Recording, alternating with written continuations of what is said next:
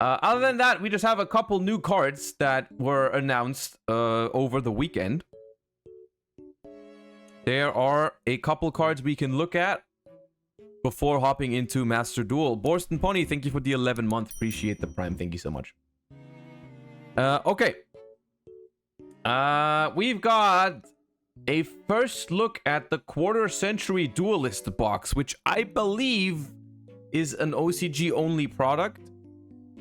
I believe that is an OCG only thing that we're not going to get in the exact same form, but we're probably going to get the cards eventually. But it looks more like it looks more like lore anime kind of cards, so we're probably gonna just skim over these and move on, because I don't expect them to be super powerful, but we'll see. Winged Kuribo level 6. This card is always treated as an elemental hero and favorite card. Okay, this is now your favorite card because we're putting it on it. Cannot be normal summoned or set. Must be special summoned from your hand or grave by banishing one elemental hero fusion monster or one winged Kuribo from hand, face up, field, or grave. You can only special summon winged Kuribo level 6 once per turn this way. When an opponent's monster declares an attack, or when your opponent activates a monster effect on the field, you can tribute this card, destroy that monster, and if you do, inflict damage to your opponent equal to its original attack. I mean, it's not as awful as I was expecting it to be, simply because it's a free special summon and then it pops a monster when it activates its effect. Doesn't negate the effect, but yeah, it's the question is, how do you get this shit into the graveyard or whatever? Not an awful card, you know, but it's definitely not competitively viable, so we don't have to spend that much time on this one. It's looking kind of cute though. It's got the favorite mask thingy on, whatever it's called, the hero mask kind of thing. It's cute. It's probably highly searchable because it is a e-hero and a favorite, so there might be ways to get to it very fast, but the payoff isn't very high, right? I don't think this makes it into modern hero decks. There's like 300 hero cards that are like somewhat okay. Shining Star Dragon. This is just Crimson Dragon, isn't it? Level 4 Dragon Light Tuner. Okay, that's promising stat line. Light Dragon Tuner level 4. That's something you can use. You can only use the first effect of this card's name once per turn. During your opponent's main phase, if this card is in your hand, quick effect, you can target a dragon synchro monster in your graveyard. Special summon this card. And if you do, special summon that target, but its effects are negated. Then, immediately after this effect resolves, you can synchro summon a dragon synchro using this card you control. A dragon monster synchro summoned using this card as material cannot be destroyed by battle. I mean, this is not bad, right? This is like actually not that bad.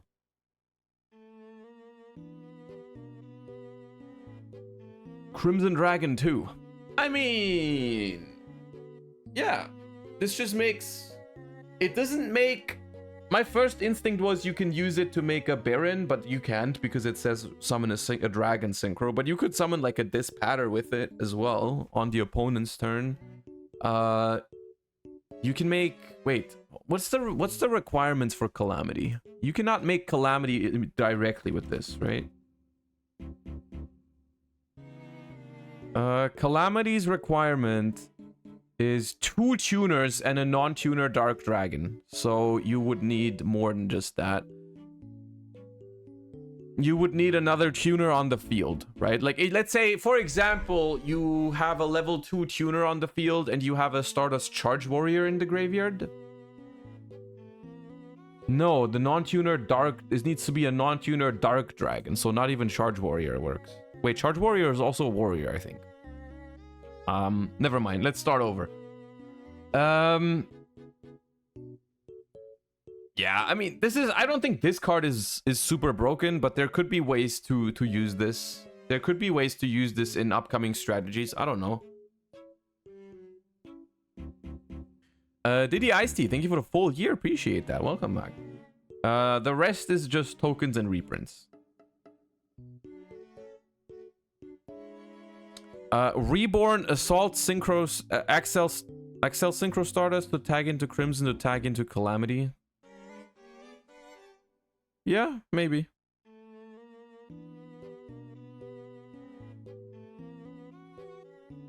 You make Crimson Dragon and then Calamity. I mean, yeah, it's the thing is that this is already possible, right? They didn't need an enabler to do this on the opponent's turn, right? There's already plenty of combos out there that can do that with literally one card. So it's like, how is this gonna help in that kind of scenario, right? So it's like, even though it reads as an okay card, the fact that it doesn't do anything on your turn, I'm not sure this is like going to see play at all.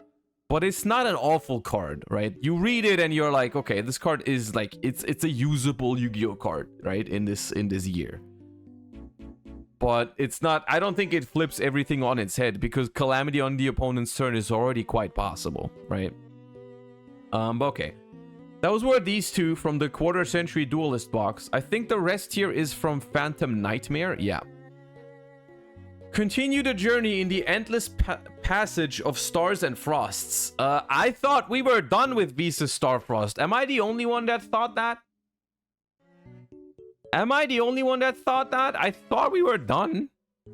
Maybe I was the only one that thought that. I don't know. I felt like we had enough cards mentioning Visa Starfrost, but here we are. Here we are. The passage of stars and frost. You can only use the second effect of this card's name once per turn. If a monster you controlled was destroyed by your spell effect or an opponent's card effect and sent to the graveyard this turn, you can conduct your next battle phase twice.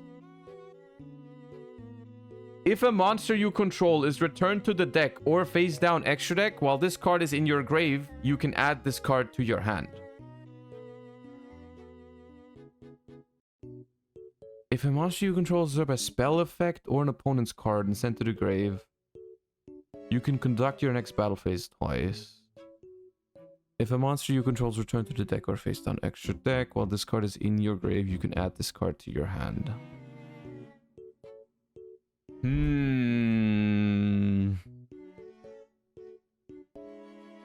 I mean, yeah, this obviously has synergy with, what is it, Vanadium?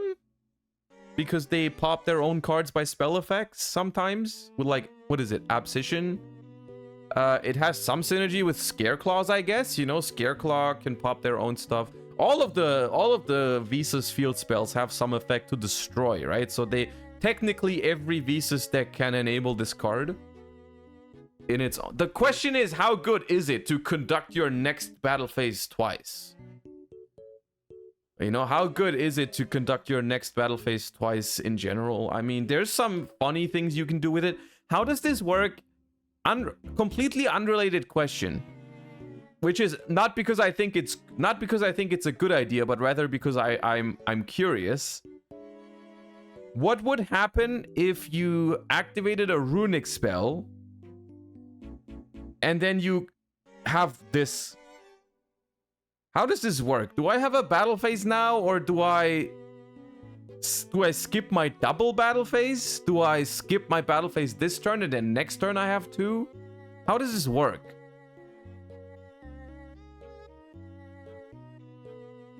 Because this one says you can conduct your next battle phase twice.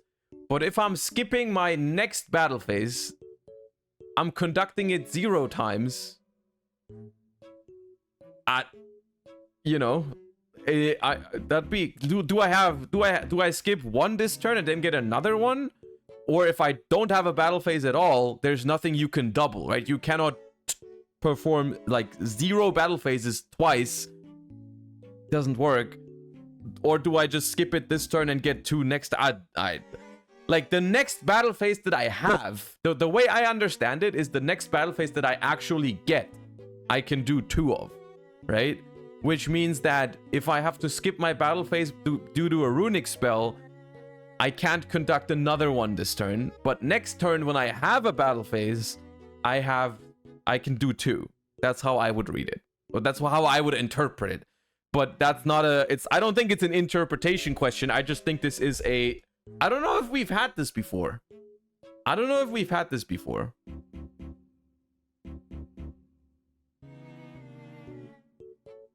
First effect is written in a similar way to Last Will. Okay, yeah, let's consult. let's consult this card from 2002 for this ruling question from 2023. I'm sure that's gonna give us clarity. There's no way that that will not fix our problem. That's definitely going to help.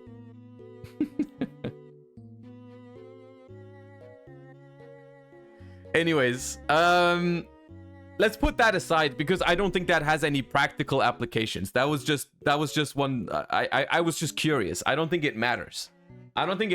Like you wouldn't play this in runic decks regardless. I don't think. The question is, do you play this card in general, right? And I'm not sure how. I mean, having double battle phases is interesting. It's kind of powerful, but I don't know if like going second. Going first, this does nothing, obviously, right? Going first, this does nothing.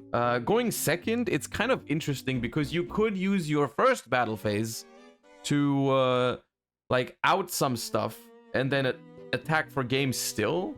But that would still require you to play for a decent, like, amount. Like, you would still need to be able to play. I don't know. I mean, I guess the graveyard effect is, like, somewhat interesting. In Tearlament specifically, right? In Tearlaments, the graveyard effect is very easy to fulfill, right? When it's in the grave, you mill it, and then you just return a monster from your field for a fusion. You get this back. But then you still have to trigger the other effect. To me, it seems too gimmicky. It seems too gimmicky.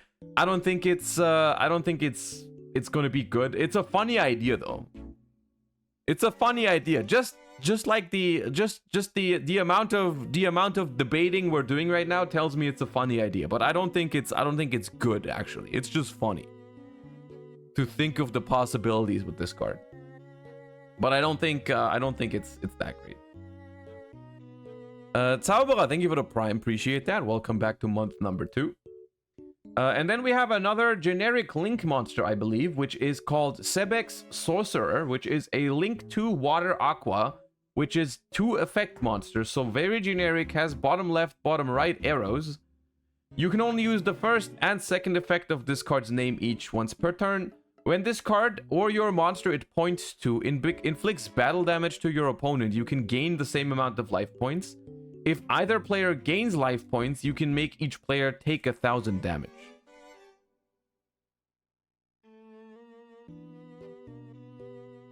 Time card? I mean, no, it's not a time card.